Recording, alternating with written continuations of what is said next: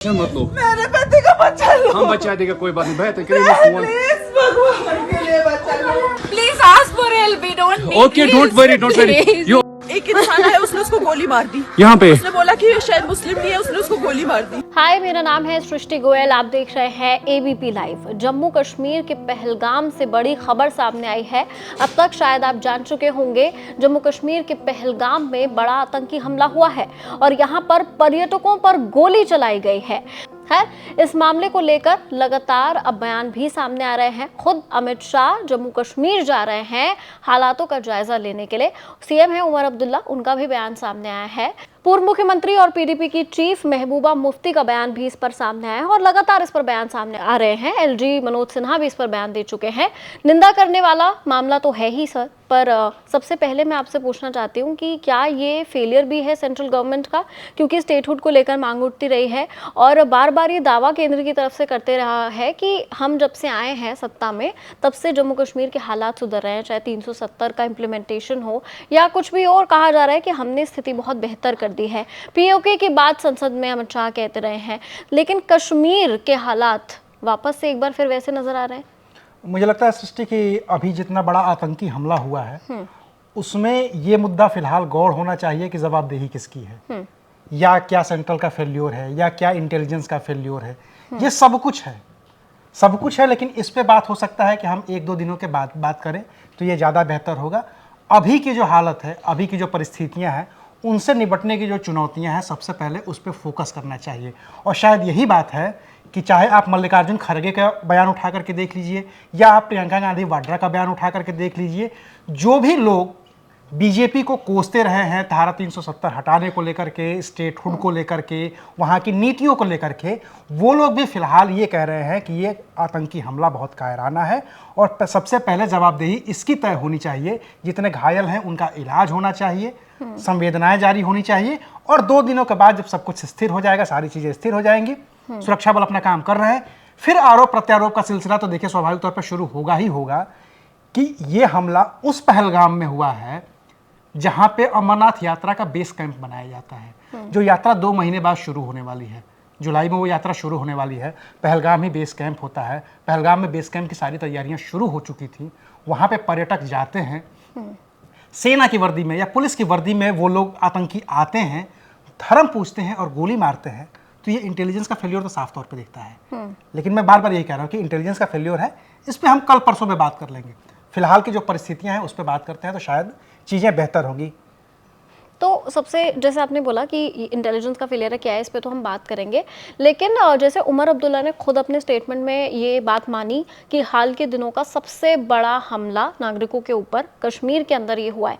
पिछले कुछ टाइम में हमने देखा था कि जम्मू से बहुत, चाहे वो लोकसभा का टाइम हो, टारगेट किलिंग का इशू बहुत ज़्यादा वहाँ पर उठा और जम्मू रीजन में बहुत ज़्यादा इस बात की इसके लिए कहा गया कि वहाँ पर हमले हो रहे हैं। हालांकि कश्मीर से ऐसी चीज़ें सामने नहीं आ रही थी।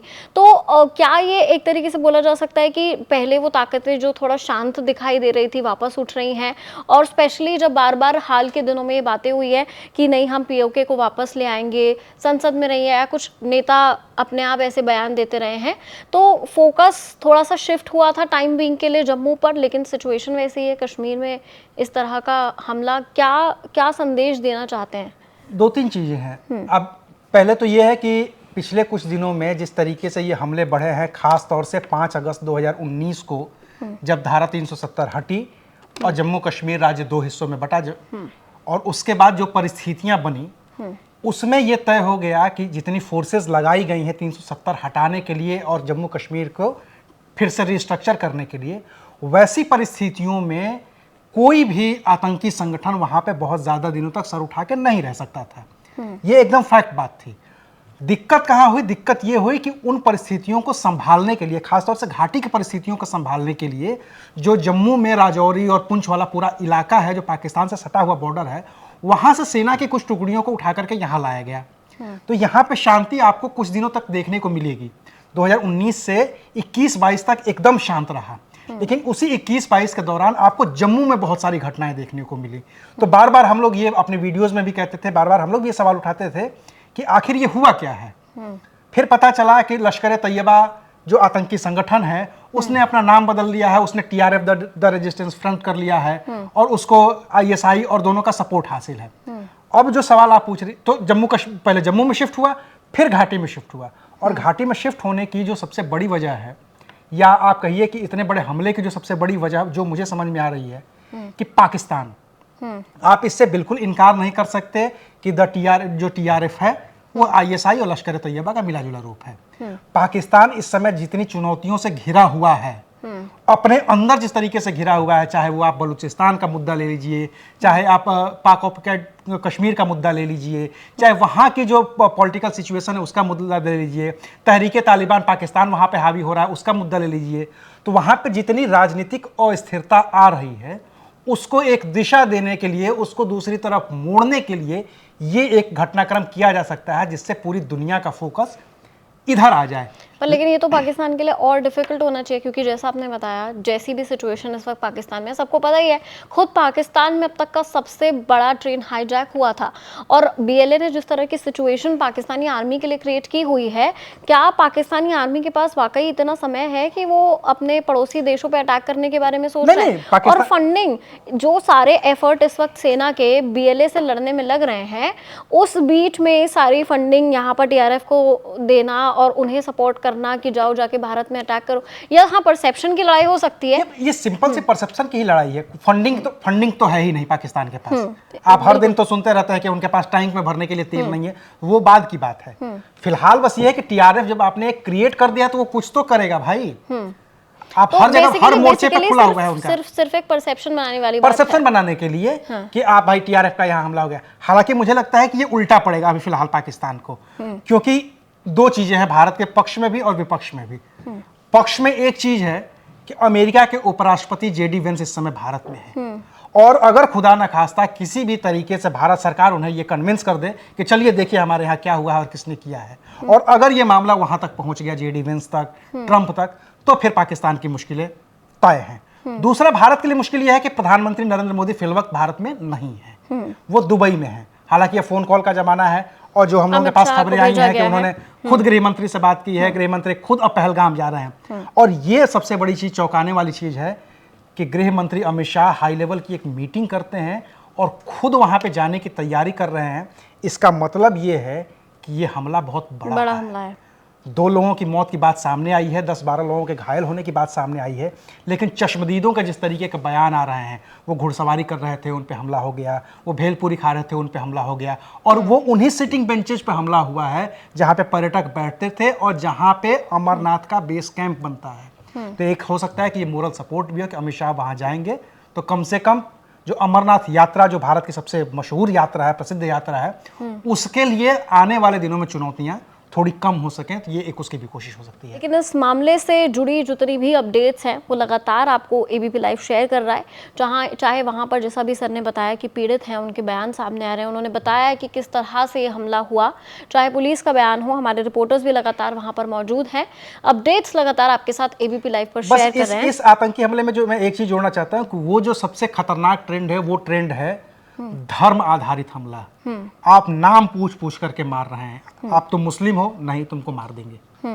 तो ये जितने भी लोग मरे हैं, चाहे वो गुजरात के लोग हों, महाराष्ट्र के लोग मरे हैं, उड़ीसा के लोग मरे हैं, मतलब इस तरीके के घायल हुए हैं, माफ कीजिएगा 2 ही लोग मरे हैं, लेकिन जो लोग घायल हुए हैं वो गुजरात के भी लोग हैं, महाराष्ट्र के भी लोग हैं, उड़ीसा के भी लोग हैं। और यही वो समय है जब जम्मू कश्मीर लोग जाते हैं, यही वो समय है जब ठंडी जगहों पर छुट्टियां बिताने के लिए लोग जाते हैं, और ऐसे दौर में ये हमला करना अपने आप में जम्मू कश्मीर का मनोबल तोड़ने जैसा है। हालांकि जैसा कि उमर अब्दुल्ला की बात आपने कही कि वो बाहर थे, वो वापस घाटी लौट आए हैं, और सबने इसकी निंदा की है, सज्जाद लोन है उन्होंने निंदा की है। हर पार्टी अभी फिलहाल आज की डेट में एक पिच पे है, चाहे वो प्रो BJP हो, चाहे वो एंटी BJP हो, प्रो गवर्नमेंट हो, एंटी गवर्नमेंट हो, हर जो पार्टियां हैं, चाहे जितनी भी सत्ताधारी पार्टी है, विपक्षी पार्टी है, सब के सब एक पिच में है कि ये हमला कायराना हमला है और इसमें दोषियों को किसी तरीके से बख्शा नहीं जाना चाहिए।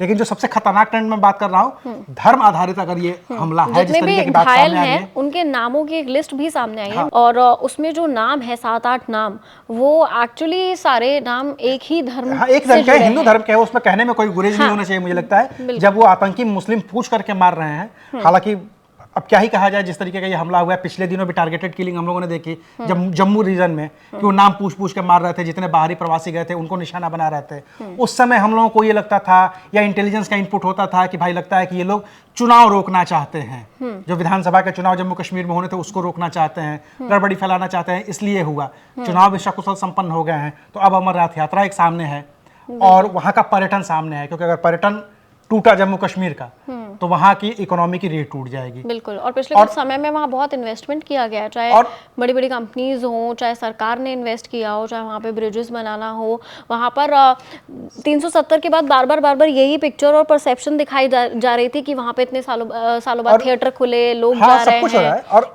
अभी आज की जो मैं बात बता रहा हूँ कि जो न्यूज रूम में एक चर्चा ये भी हो रही थी हम लोगों के कि यार 3 घंटे हो गए इस हमले को, अभी तक सेना नहीं पहुंची, अभी तक ये नहीं पहुंचा, अभी तक वो नहीं पहुंचा। तो उसकी जो दूसरी परिस्थिति ये है कि बीच में जो बारिश हुई थी, जो भूस्खलन हुआ था, उसकी वजह से बहुत सारा डेंट लगा है, सड़कें टूट गई हैं, आने जाने के संसाधन टूट गए हैं, कम्युनिकेशन गैप आ गया है वहाँ पे। तो उसको ठीक करने में थोड़ा समय लग रहा है और मुझे लगता है कि आतंकियों ने इसी परिस्थिति का फायदा उठाया है कि जैसे ही वो हमला करेंगे तो तुरंत ही सिक्योरिटी फोर्सेज वहाँ पे नहीं पहुँच पाएंगी। हमको लगता है जब 3 घंटे बाद हम ये वीडियो रिकॉर्ड कर रहे हैं तो भी वहां पे अभी सिक्योरिटी फोर्सेज उस तरीके से तैनाती नहीं हो पाई थी। जम्मू कश्मीर की पुलिस ही पहुंच पाई थी, जो स्थानीय पुलिस है, बाहर की सेना, सीआरपीएफ, बाकी लोग फोर्स वहां पर इस वक्त मोर्चा संभाले अब संभाले हुए हैं। लेकिन इसमें भी टाइम लगा, क्योंकि क्विक एक्शन फोर्स को, क्यूआरटी टीम को भी वहां पहुंचने के लिए सड़क चाहिए, गाड़ी चाहिए, और वो सब सड़कें टूटी हुई थी, तो उसमें समय लगा है। तो जो लोग ये बात कह रहे हैं कि कहाँ रह गई पुलिस, कहाँ रह गई फोर्स, ऐसा कुछ भी नहीं है। सड़कें टूटी हैं, उसी को ठीक करने की कोशिश में, वहां तक पहुंचने में ये थोड़ी सी देर हुई है। बाकी तो अभी सुरक्षा बल सर्च ऑपरेशन चला रहे हैं, देखते हैं क्या होता है। बिल्कुल ठीक है, तो इस चर्चा को यहाँ खत्म कर रहे हैं, लेकिन इससे जुड़े आपके कोई सवाल हैं तो कमेंट सेक्शन में जरूर शेयर कीजिए। देखते रहिए एबीपी लाइव।